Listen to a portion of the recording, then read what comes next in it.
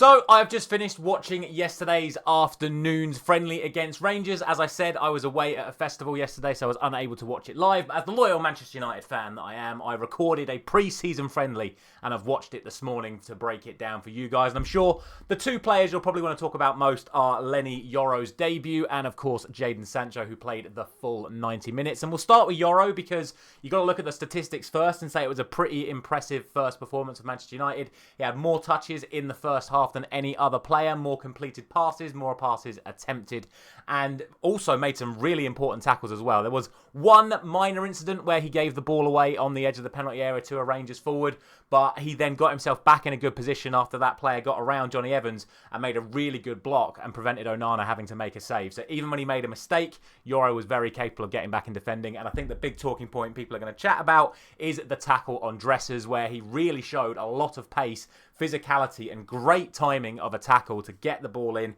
slide the ball away and push it out for a corner. A very encouraging showing for the 18-year-old on his first Manchester United start, and his link-up play immediately with Onana, Evans and passes into midfield, really, really impressive. Looks like he's the sort of player that we want if we are going to play this passing style of play. And yeah, very, very impressive first game for him. Hopefully he can continue that for the rest of pre-season as we build up our momentum to the start of the season. And we'll start to ask the questions, of course, whether or not it will be him or another new signing who partners Martinez at the start of the season, or will it be a back three, as I keep thinking that it may be.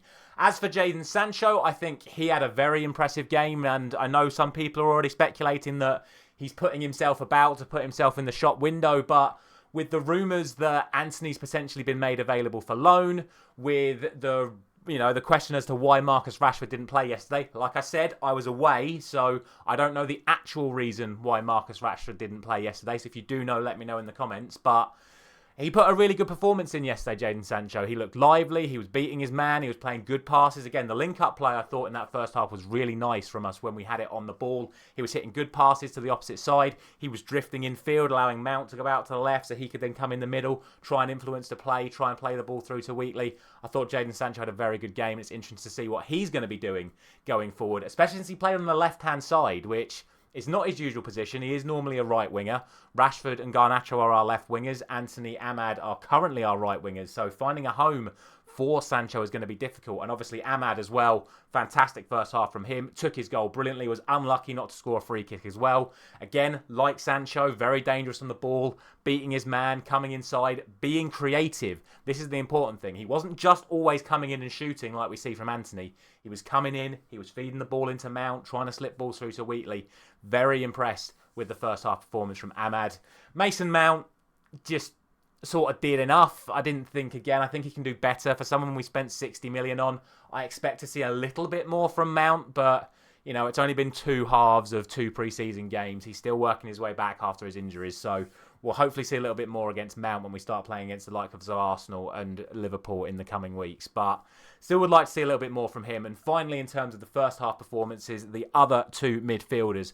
Firstly, Toby Collyer. He looks like a player. He really does. Obviously, he's the older one from the youth team that's won so much over the last couple of years. But to be honest, with all this chat about 70 million for Ugart, 100 million for João Neves, we're looking to potentially sell Scott McTominay.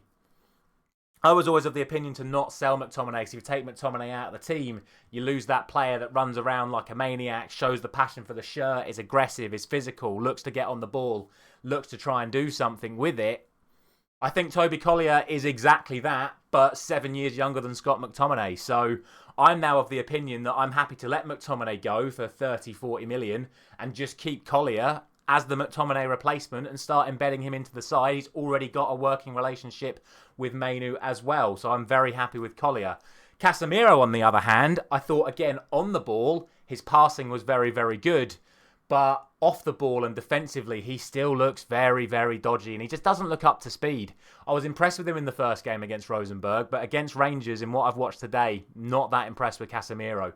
The amount of times he was lunging into tackles, the dangerous tackles as well. Like if he'd have connected with the man when he went to ground in a normal Premier League game, you're talking yellow cards minimum for the challenges that Casemiro was putting in. He was leaving the floor an awful lot, and if we can get the Saudi money in for him, we can convince him to go, I think it's the right time to move Casemiro on because, again, not very impressed with him in the game I have just watched. Second half, obviously, it was another showing for the youngsters, and all I can say about the youngsters is it's so clear how much chemistry they have together, like the unity of knowing each other, how they play together, how they move around the pitch, the all-round creativity, the skills, the passing, so well organised, so well drilled. And again, it comes to my point of you don't necessarily have to loan players out to get them where you want to get them.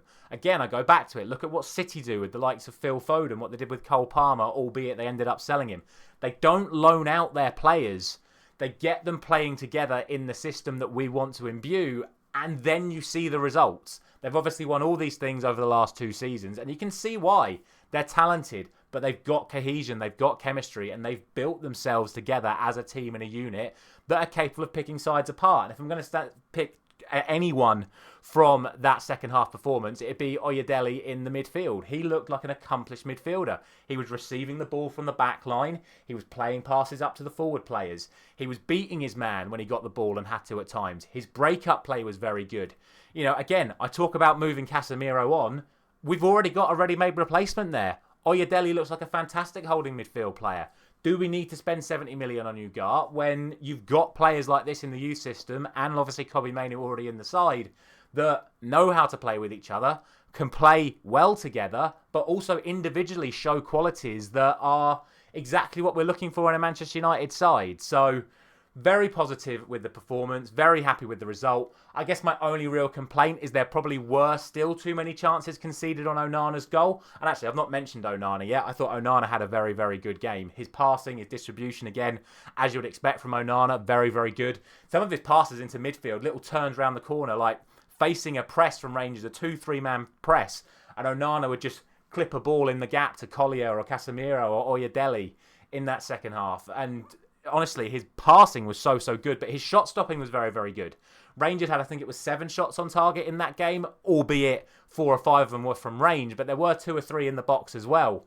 And Onana had to react very sharply and made good saves, so impressed with him as well. All round, a very good showing from the Manchester United side today.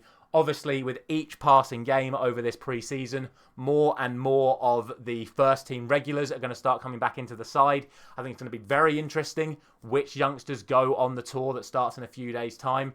I have a list of ones that I would take. I'd have a list of ones that I would keep out just for placements coming in. But I'd certainly be looking at taking Collyer. I'd certainly look at taking Hugill, Oyedele. I think Amas looked very good. And Sam Murray. Again, didn't mention him in the first half either. I thought Sam Murray played very, very well at left back. I think there are definitely some players that you can take from this youth team into the Tour of America and play them in the matches where the first teamers aren't quite available, even with an eye of giving them minutes against Manchester City in the Charity Shield. I think some of those youngsters are that good and deserve their opportunities. And maybe we don't necessarily need to spend so much on new signings when we've got so much quality and a group of winners waiting in the wings to just get their opportunities. Let me know your thoughts down in the comment section below. Very happy with the performance, happy with the 2-0 result. Thank you very much for watching. I'll see you soon.